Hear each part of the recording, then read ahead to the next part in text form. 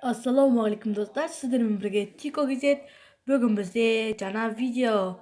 Ол алдағы келетін жаңа жылдық объявленияда не болады, нелер қосылатын туралы айтамыз.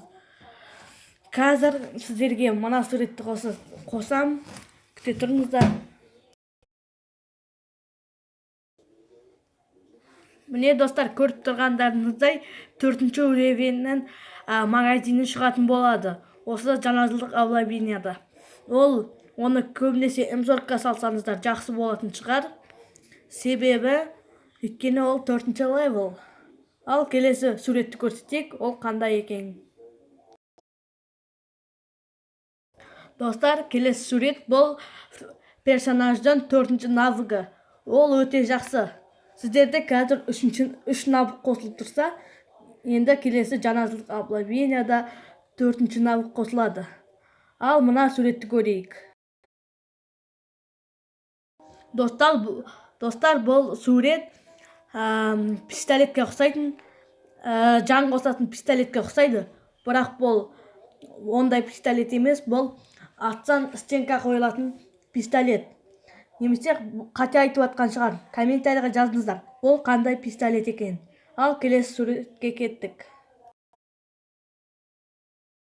Достар, бұл келесі суретте жаңа питомец келеді. Бұл ұшып жүретін құс. Бұл шын ба өтірік па білмеймін. Әйтеуір индонезиялық видеоларды көргенде шын деп жатыр. Бұл питомецтің аты Феникс Play деген каналға ұқсайды екен. Бұл ұшып жүретін адамдарды көрсететін құс питомец деп ойлаймыз.